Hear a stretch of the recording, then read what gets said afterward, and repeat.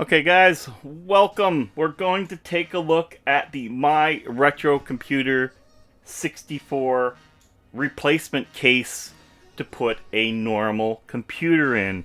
I want to do a shout out to My Retro Computer for sending this out. The review is based on me, not on them. It's not paid for in any means. They did send a unit out to me for a review. I got some pretty sweet things to do with this. I've been back and forth talking with Sean.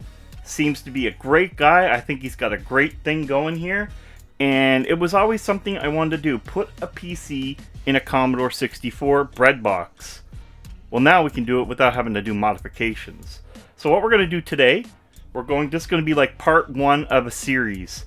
I'm going to open this up, take a look at it, give you my thoughts. Then we're going to do, in part two, a PC build to let you know what it's like to build in here, what to expect, what kind of heat versus airflow you have, what, if any, reasons to improve upon it, and how. And then third, well, it's going to involve water.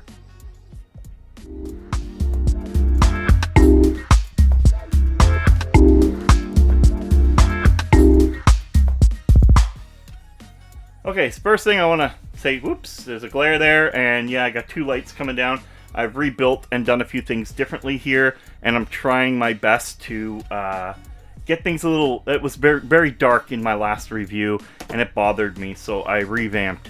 So first things first, let's get this open, get rid of the glare, and see what we get in here.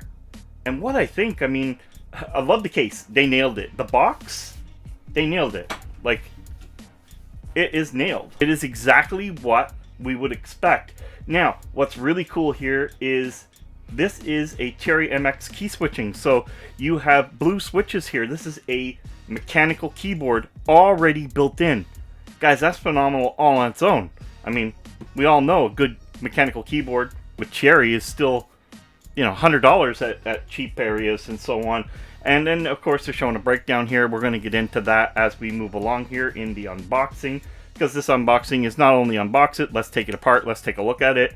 And you know, go over what I think on all that. But anyway, it looks like a proper Commodore 64 box. But it's modern. It's new. This is a brand new unit to play with. And you might feel the enthusiasm in my voice, but that is because I'm extremely excited, as this is something I've always wanted to do.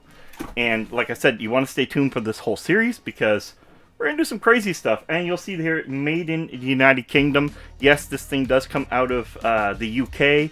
I think he has a GoFundMe or the Kickstarter or something's already started. I got to look into that, and I'll leave information down below for you guys. Because if you guys ever wanted to do a Commodore 64 build, there's no better time. So here we have the manual, so to speak, here, and it's showing some boards, I guess, that were already tested, and sockets, whether it be AMD, Intel, and so on, and their TDP. So these are what they have tried, so they know that these are, you know, well working. I haven't tried anything yet, and I mean, it's pretty good. There's a lot of good read here. It tells you a lot of stuff, tells you your pinouts, and so on. So this is something, you know, for you newbies or anybody out there that's not quite into this type of thing to go through. Now, we're going to just take this out, because I want to get this box out of the way. And of course, I do not want to hurt this box because, hey, it's a pretty cool box. Right. So now we have this. So we have the foam. This is well packed. They even have cardboard put over the keys. I think I just heard a key. So we're going to get this off now. We're going to... Woo! We're starting to look like we have a Commodore. As you can see here, of course, it says My Retro Computer, not Commodore 64. On this it says My 64. This could be altered or changed based on any copy infringements or licensing agreements or anything. It could be the final product. I don't know yet, as this is a sample that was sent out, may not be the representation of the final product. I'm excited because I waited 2, maybe more months to unbox this. I've not taken this out, people. I've had it for a while, and I've been, you know, so behind that I'm finally getting to it. Look at the size of these elastics. That's a slingshot right there. So not only do you get a Commodore, you get a slingshot. All right, taking it out of the wrap for the very first time. Look at that. So,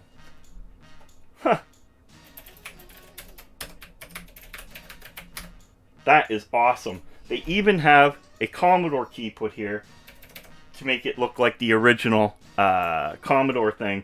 And here would be your, you know, Windows key. So Commodore/Windows right there. Now, it all depends on what you want to do with this system too, whether you want to build it as a Commodore. Now, I'll explain what I'm saying there.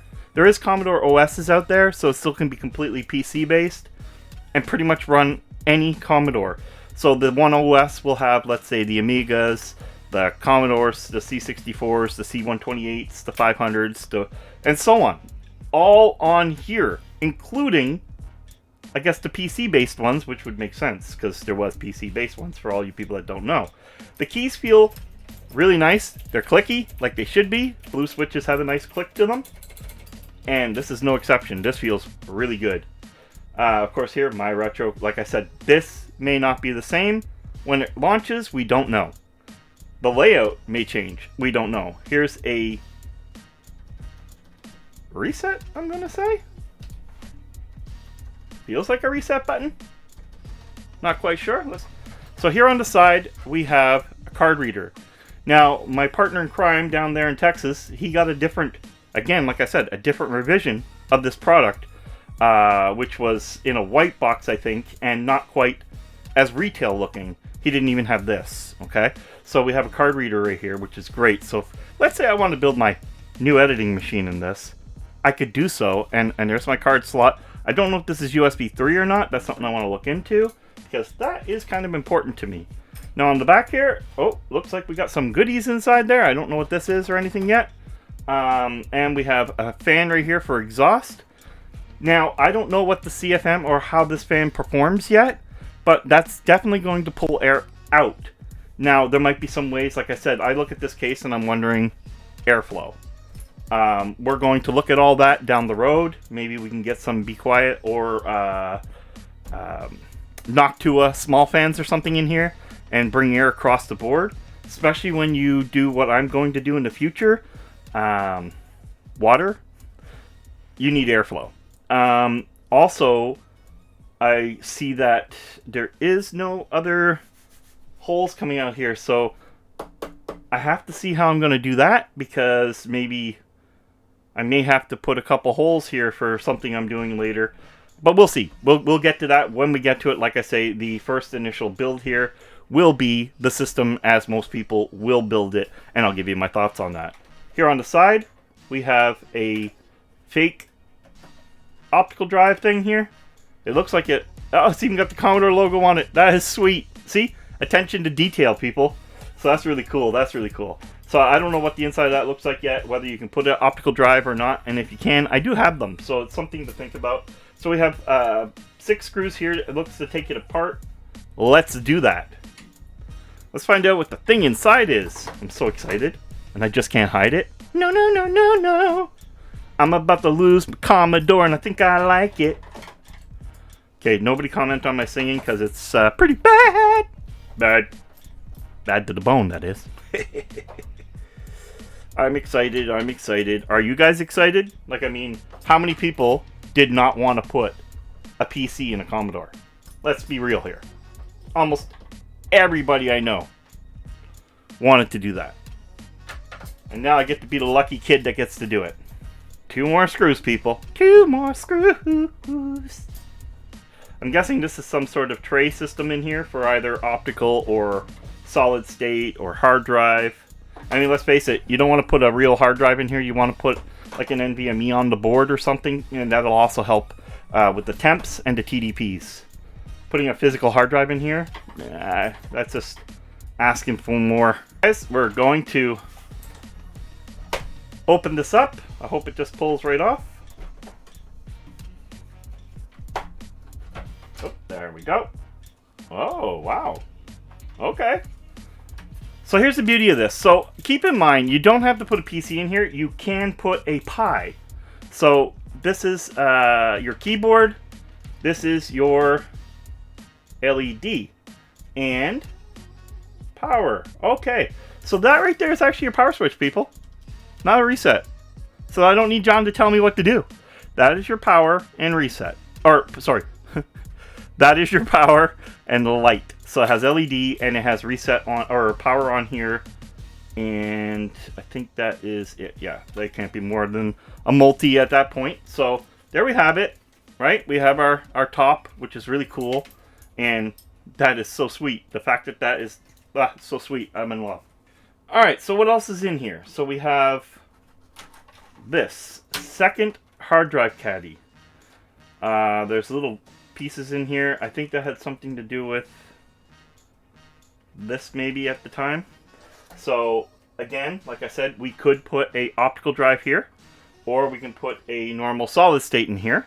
That is, of course, up to you. I'm on the ledge. I don't know how I'm going to do this yet. This may need to be completely different for me moving forward. We have our fan right here. So it's just there's the grill. Okay. There's even some 3D printed parts already available for this on Yeji or whatever it is. I noticed that. So I was, big 3D printer play around guy, and I said, oh, they got some stuff already for this, for different plates and different mods. So there's a lot of stuff already happening in this design, like this idea. So your motherboard would screw in here. Okay. I can get one to put in there if you want to see it quickly, just to know what it's going to look like. I'm just trying to put this wire back down in here, as it looked like it was popped out. Okay, so that's just your typical 3-wire. So it's just on, okay? It's not PWM. You just keep it full going, and that's what you're going to want anyway. You don't want any slowdown of fans in this case if it's going to be all air-cooled. Now, looking at this, I'm trying to figure out how would I pull in or push more air across, and that is going to be quite an option. That's something I'm going to have to think about. So here we have the card reader, and it is only USB 2.0. So I'm not 100% sure I'm going to use this card reader, or I'll plug it in anyway and use it, I guess, while I can. I don't know if I'd use it for my editing machine, as when I'm moving 40 gig files and stuff with a 4K video, that could take a while. Now, my intentions was not to use this for editing, people. So this is okay. If you're looking for a faster USB 3 one, then you'd probably have to buy something that looks like this, screw it down in, maybe take the plate from it or whatever it was. It looks like this was a actual floppy front plate, so it looks like that'll fit. It may even just line up with all this, and you can actually put a USB 3 one in. That is not an option or an issue. It is a fully modular custom design here. So this piece here can come out. There's a plate here for a normal hard drive down below, and this is what I called the secondary hard drive caddy. So that is what that was, and it comes with some extra stuff for screw down, which is really nice that he left the packaging in there. I respect that. Thank you, Sean. Really nice, I'm gonna say, and very durable. This plastic is not cheap. In fact, it feels like a Commodore. It really does. So that part makes me extremely happy. I mean, it does feel like a Commodore. Again here, this is just a fake cover on this piece here to make it end off to look nice. You could do whatever you want here. So you can either pop in a solid state here. Maybe you have your small NVMe, 128 or 256 for your OS and you want to keep it clean. Maybe you're using this as your regular everyday computer. Why not? You can do that. Pop in a terabyte or something over here for your data storage, and then you have your regular boot up drive and everything all on your board. I think the board I'm putting in here can take 2 NVMEs, so I don't know if I would need to use this, but again, we're going to use what's here in part 2. So you guys might be wondering, what does it kind of look like with a board in it? So we're just going to lay a board in. We're not going to mount this now because this is not part 2. But it is something I want to see. So in this case, I'm going to be using an Aurorus B550. Right now I got this cooler on it because I only have a 3000G in here, but I do have a big beautiful processor for this. I don't know if it's going to be in the air build or water. And anyway, we're going to just pop this right here. Now keep in mind, my board already has the shroud already on it, so that's something I wanted to see here because it actually have a groove right here. If you can see that right there, there's a groove. And I want to see if my board's going to slide right down in that, which it looks like it is. So now the screw holes are lined up. I'm trying to see what the balance is like. Seems like it's built quite well. There's no real flex here. So now, if you're staying within the shroud height, I think you're definitely okay.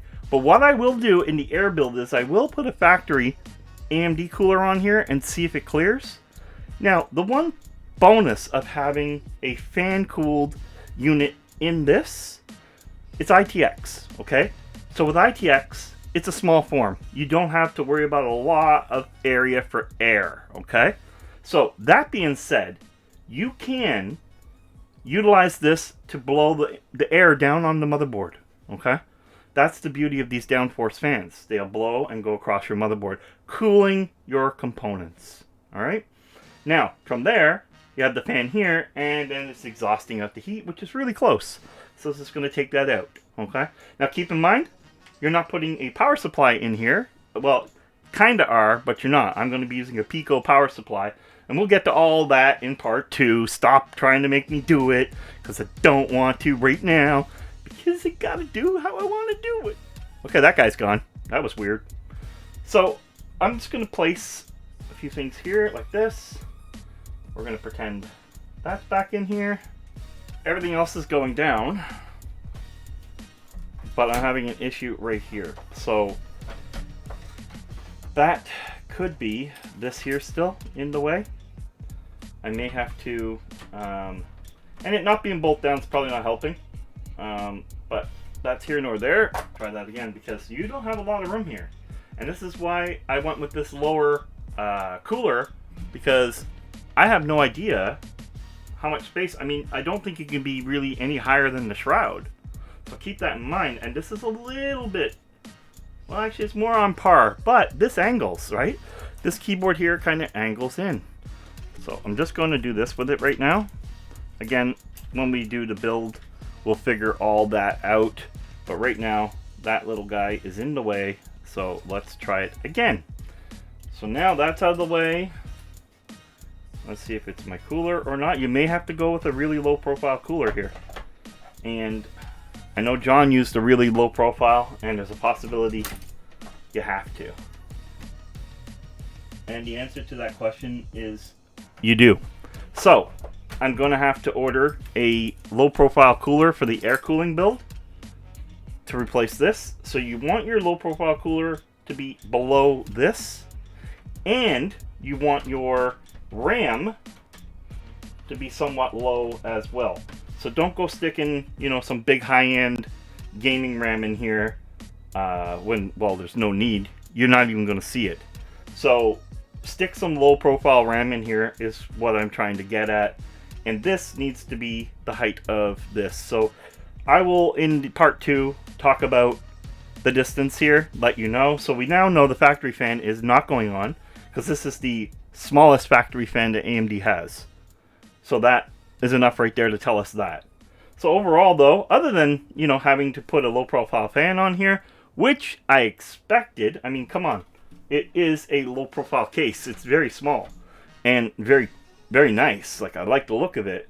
And you're going to have your little twerks, and the twerks are, of course, you're building a machine based on an ITX build in a slim case to make yourself your own modern Commodore 64 or Commodore anything, or just a Windows 11 PC, whatever you want it to be.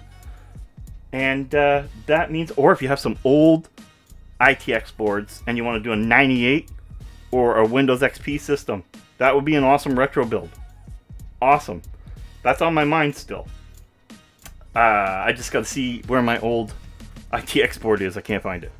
So other than that, this is really, really nice. I mean, Again, I kind of knew we're going to get into a fan issue due to the slope as we go back. This slopes and causes the fan to hit this here and giving it some issue there. And I will link, when I do the final air build, I will link the fan cooler I'm going to use for this. I have to see if it's going to be a Be Quiet. If Be Quiet make one low enough, I'll contact them. But I don't know if they do, actually. If they don't, then I'll have to go Noctua or someone else, because you want to be able to cover this as much as you can and get as much airflow down on the board. Okay, so when you're building this, you want a bigger bodied fan, something that covers. It doesn't have to be all metal covering it, just the air. Okay, just the air. And I'll look into that for you guys, so that's a big bonus. Again, shout out to myretrocomputer.com for sending this out for review and allowing me to do a childhood dream of mine, and that was to build a Commodore 64 modern PC / Commodore 64 OS, whatever I wish. And again, the OS would be based on Linux, just so you're aware. But it has everything all built in. And the one thing we don't have to worry about, AMD has huge support for Linux. So their graphic drivers, their drivers, everything, AMD is there for you when it comes to Linux, unlike the other guy, which is starting now because they know that they're losing a market. And if they don't, they'll lose the market share on Linux. And I think they pretty much don't have it anyway. So anyway, guys, let me know in the comments below. Is this one of the coolest things you've ever seen? Is this something that excites you? Do you want to see me do this? Part 2 will be doing it. Part 3 is going to be something completely different, and it involves water. Okay, guys, thank you for watching the unboxing of the My Retro Computer My 64. Again, please don't look at all this and say this is what it's coming with. We don't know what the final product will be. This is a production sample. Get it out there, let us people say what we think of it, what could be done, is it perfect, is it finally what everybody should be, final product type thing. It's a testing bed, and it's pretty much there.